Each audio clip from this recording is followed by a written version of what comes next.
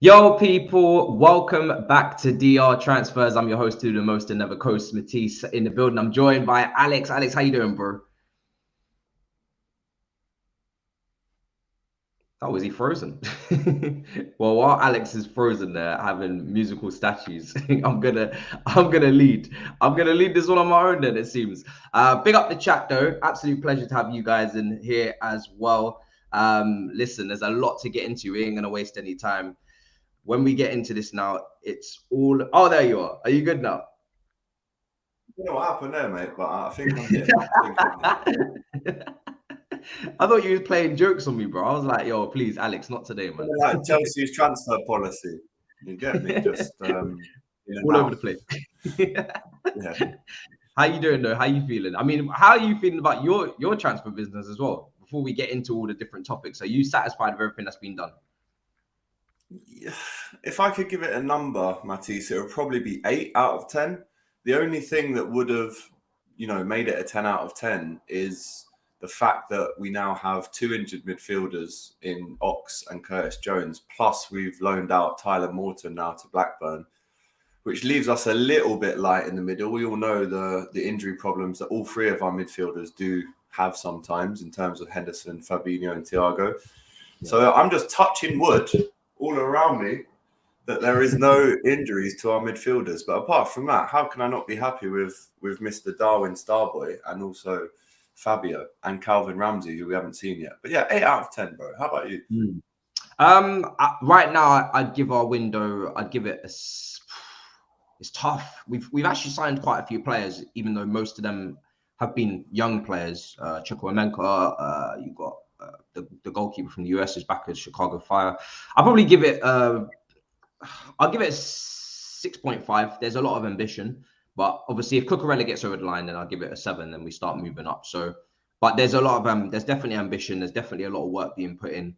But there's a lot more that needs to be done. Obviously, we expected more than 2 senior key players to be in by now, but they are trying their best, to be fair. So I won't get onto them.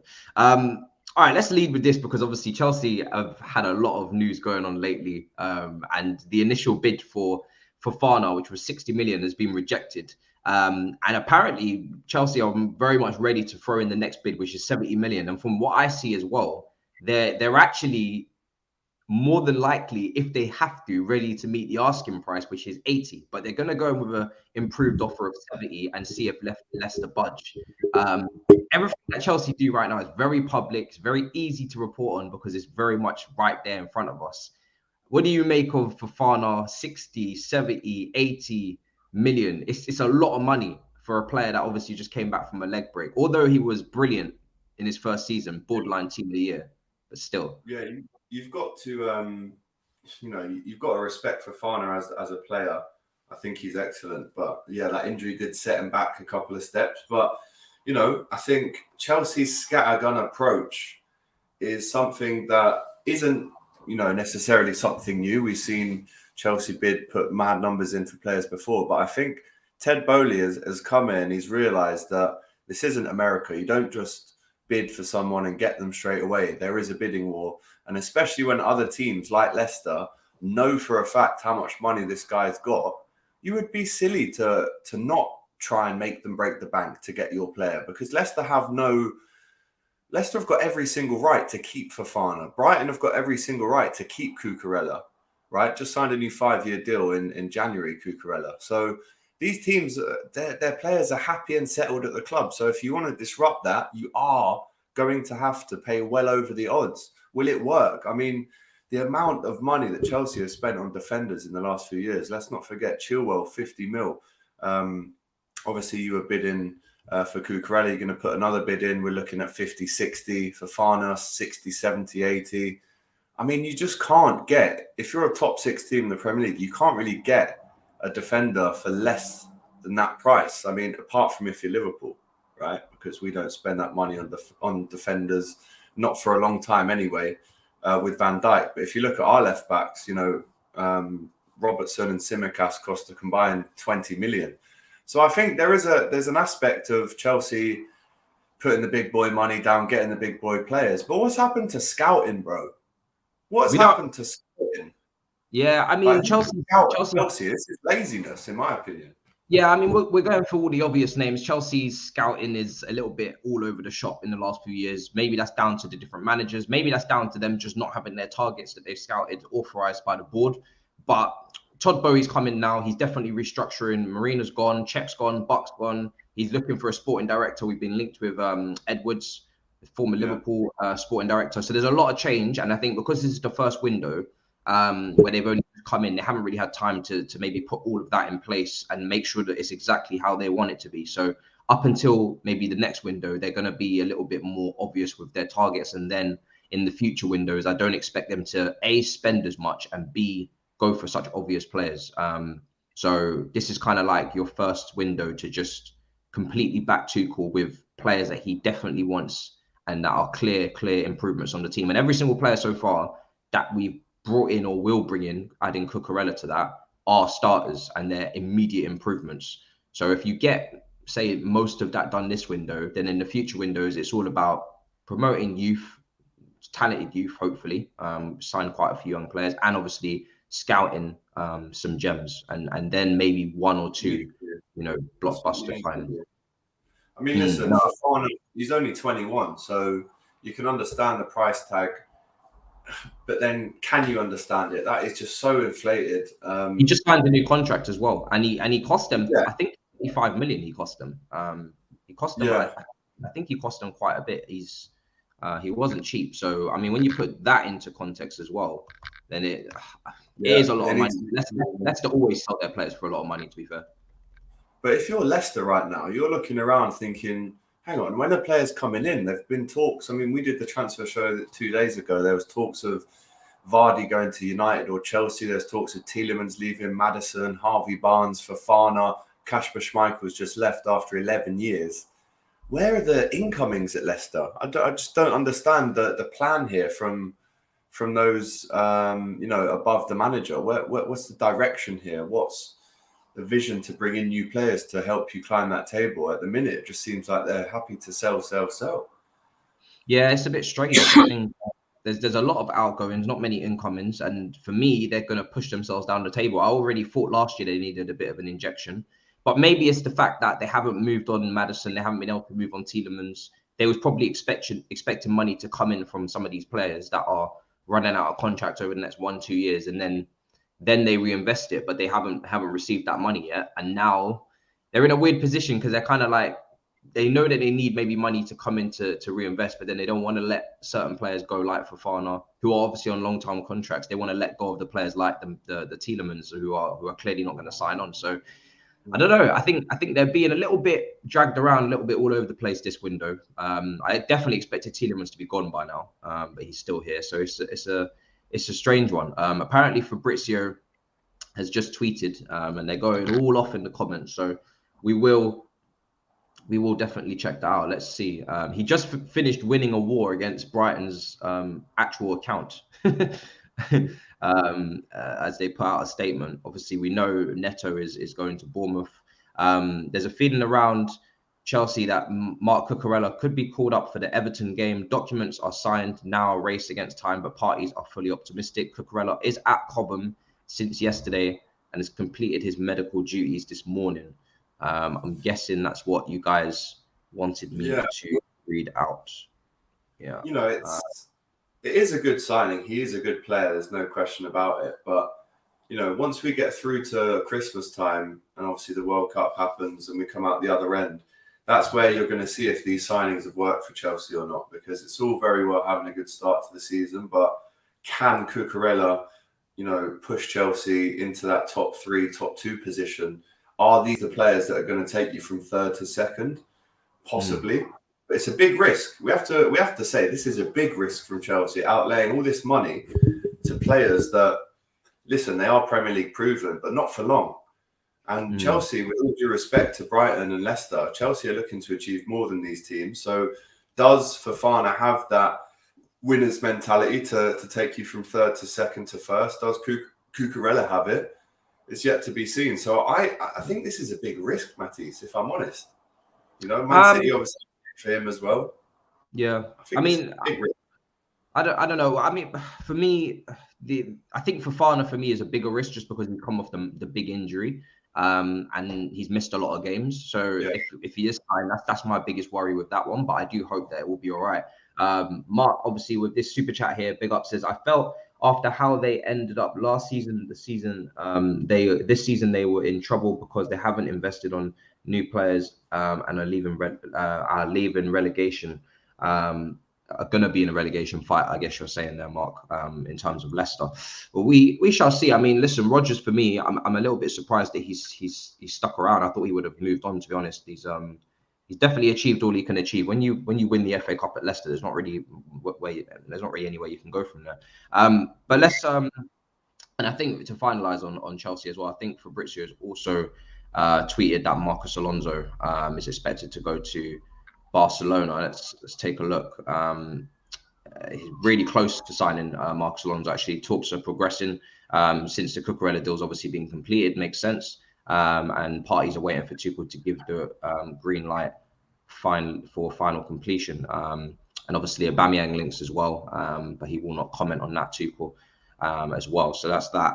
Let's see what Pep's saying, because he's insisting that Bernardo Silva will stay at Manchester City. But he has conceded, he wants Bernardo Silva to stay, but he's conceded that the decision is out of his control. How is that out of his control? How is that possible? How does that? I don't understand. We are living in, the era of player power. 20 years ago, if let's say Ruud van Nistelrooy said in the press that he wanted to leave, he'd be quickly shunned and he'd be told to keep his mouth shut and do the business on the pitch.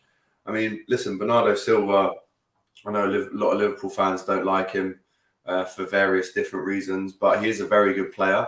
And if he does go to Barcelona, it just furthers the madness that is going on at that club, how they're allowed to bring in these players, etc. But he's leaving it quite late. So let's not forget, Bernardo Silva starts pretty much every game for Man City.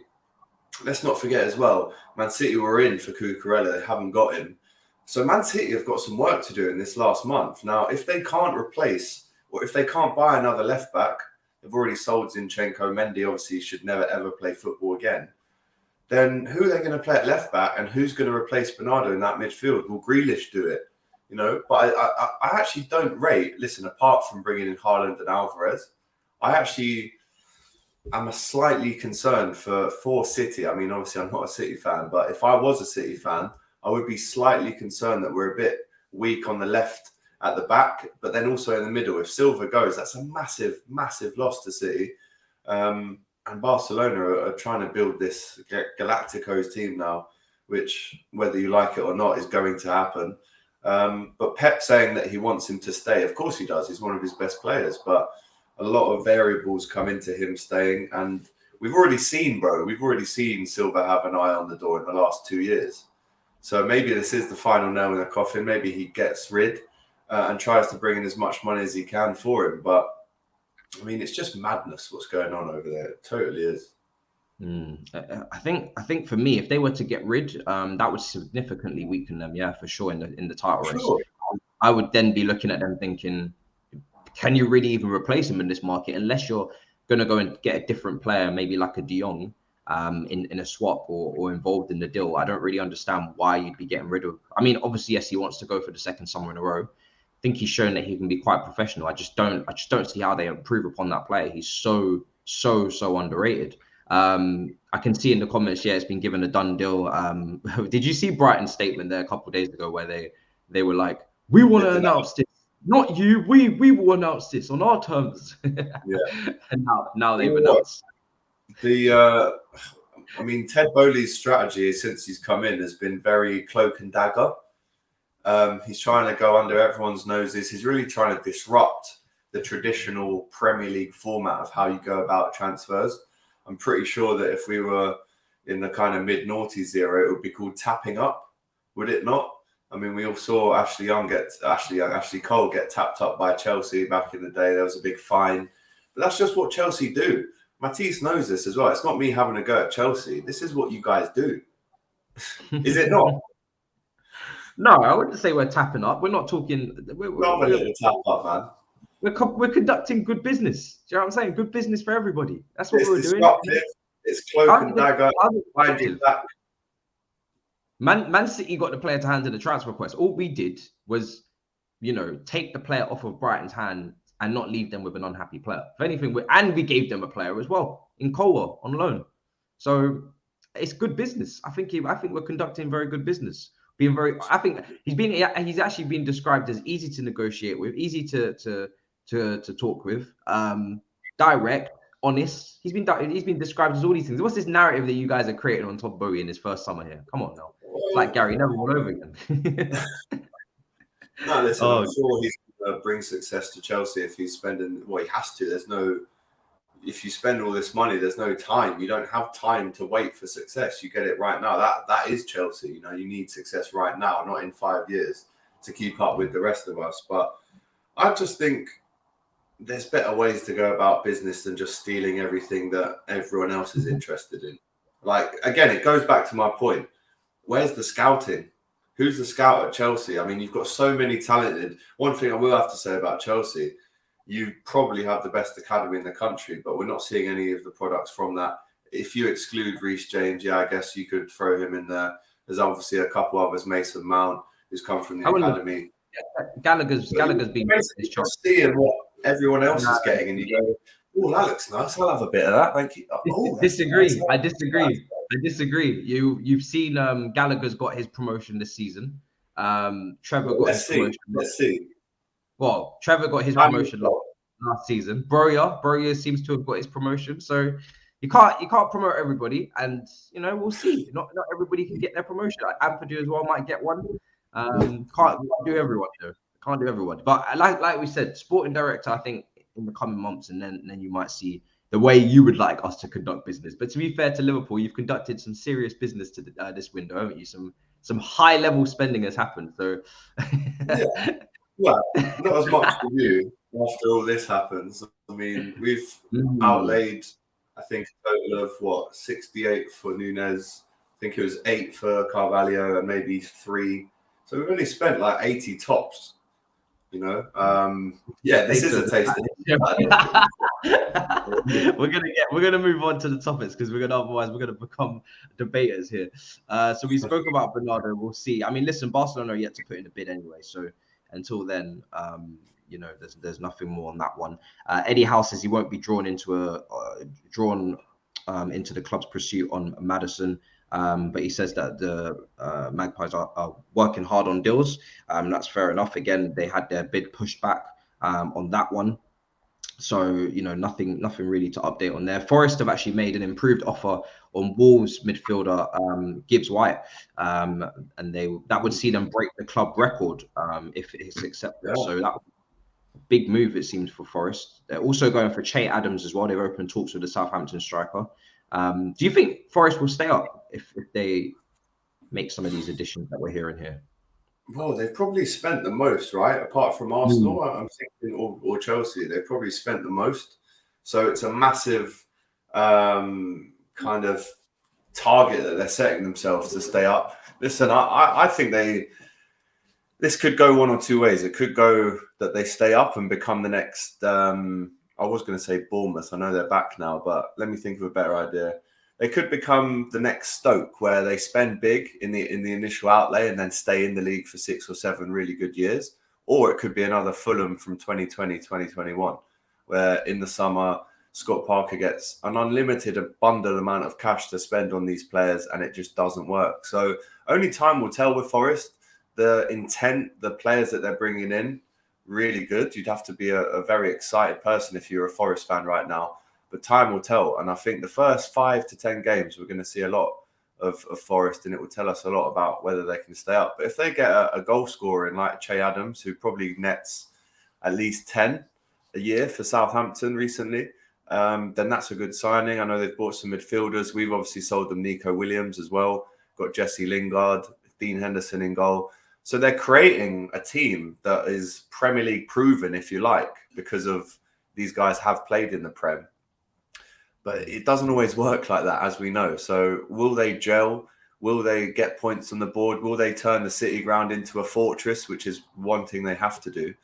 Time will tell. But listen, they beat Arsenal last season. We went very close with them in the quarterfinals of the FA Cup last year as well. So I'm actually really happy that Forest are back, and I would like them to stay up. And they're also chasing Aouar from Lyon, the midfielder. Yeah, Do you remember him? mean, this guy was the amount of videos AFTV did on this guy. Same. The amount of butchered pronunciations from Robbie on this guy's name. How the hell is now he being linked to Forest, bro? It's mad.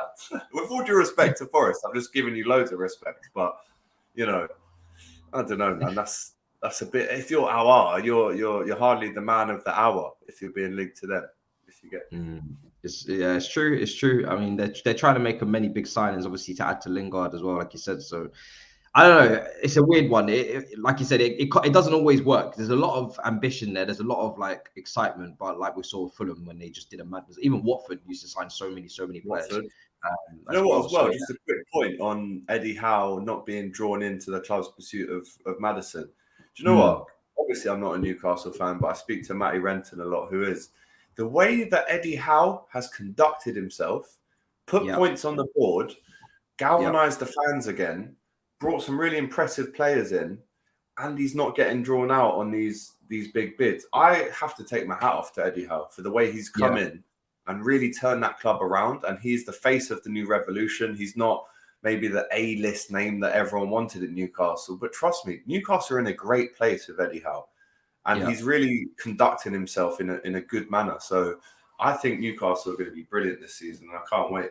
I really can't wait for this season to start, bro. Honestly, man. Tomorrow. He's not getting overexcited with the money, is he? He's kind of like so calm and. Whereas if they would be chucking it around, but he's careful. You know, you look at Bruno Guimaraes, only 40 mil, which in this day and age is an absolute bargain. He's probably worth 50 or 60 mil at the minute. So. No, big up to Eddie Howe, man. How are the lads? 100%. It's very impressive. And also, Max Cornet, who's been linked to a lot of moves, is apparently having a medical at West Ham after they met the 17.5 release clause. I think it's quite wise for them, considering they look like we're going to miss out on Kostic from Frankfurt. Not saying Cornet's going to play left back, but if you were to maybe push him at left wing back if he switched to a 3, or maybe just, like I said, even just put him in the forward line. They definitely need depth in the forward line anyway, because they've struggled. They've got Bowen. He's a very good player, isn't he? Yeah, very good player. And that's Burnley have lost their whole spine now. Pretty much. If Burnley did stay up, he would still be there because he's only been there since January, I think. So to come in at January and be sold in August, I guess on your CV it doesn't look great knowing that Burnley went down. But hey, if you go down with Burnley and you're one of the best players in the team, you need to get in that Prem as soon as you can. So West Ham, great move for him. Good price. No one's being mugged off in this deal. Burnley could do with that money in the Championship. And then you just have to kind of trust the process of what Vincent Kompany's trying to do there. And if he thinks that, right, let's get rid of Cornet and bring someone else in, then, like I said, you'd have to trust him. But that's a really good deal. And I'm actually surprised a little bit that more teams weren't in for him, because he did show us what he could do last year. I think he scored about 7 or 8 goals. So West Ham's a good move to him. I mean, he's moved to a team in Europe. So he was linked with Everton. He was linked with Newcastle. I think at one point, probably even linked with Chelsea for a hot minute. But I think that's a really good move for him, considering he's come from a team that have been relegated. Now he's playing in the Conference League next season, so it's not too bad. Great. And I think they're about to close Onana as well in midfield. So they seem to be just about now starting to get some targets over the line.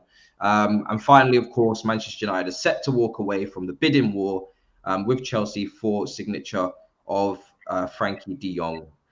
Oh, no. I mean, listen, if we do get this player and over them, I'm going to have a field day on the TL. It's going to be beautiful. So much fun. But I still think it's a while away from happening because of obviously the wages need to be deferred or whatever's going to happen with his wages. But this is something that Chelsea do need in midfield, a little bit of a revamp. They've had Kova, Kante, Jorginho for quite a few years now, all of them, and 2 of them are aging and showing a little bit of decline and a little bit of wear and tear last season. So they do need somebody else who can come in there and start to take over the mantle. And this would represent that. So would you be worried if Chelsea signed someone like de Jong? How highly do you rate de Jong? I do rate him highly. I do. The Manchester United thing, I mean, this guy's summer has just been an absolute mess. Imagine him trying to go on holiday to get a bit of time off and headspace from all this madness.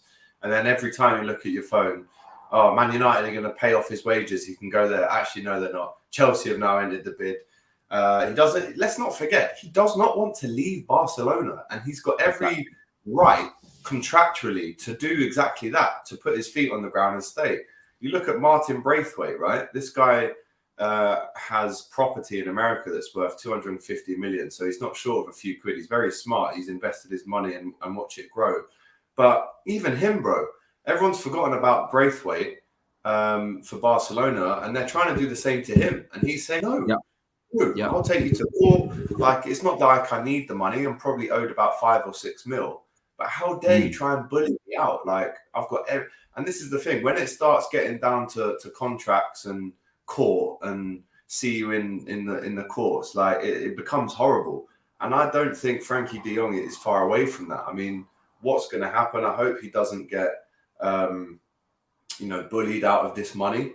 I mean, it's disgusting what Barca are doing to him. And I think even if you're not a Barcelona fan, there's so many people all around the world that have respected Barcelona for so many years. That's gone now, bro. People are looking at Barca like you playground bullies. And that's what they are at the minute. And whatever happens to Frankie de Jong, maybe he stays, maybe he goes to Chelsea. If he does go to Chelsea, you're kind of, it's almost like a young version of Christian Eriksen, I would say. Maybe 10 years behind him. So he's very good. He is very good. And if he does go to Chelsea, it's definitely going to improve your squad. But I think I want him to win. If I'm honest, I'm on his side, whatever he wants, whether that's staying at Barcelona. Because he's not come out and said that he wants to play for Chelsea or United. Let's not forget that. Yeah, he wants to stay at Barca. So I hope he wins in this whole ordeal that has surrounded his life and his career so far. I hope he wins, whatever that is. Yeah, I 100% agree. And if, as much as I would like the player, if we don't get him and it puts them in further financial problems or they can't register someone or whatever, I think that'd be quite hilarious as well. So I'm kind of caught between two minds a little bit. But we're going to wrap up, people. It's been a great show.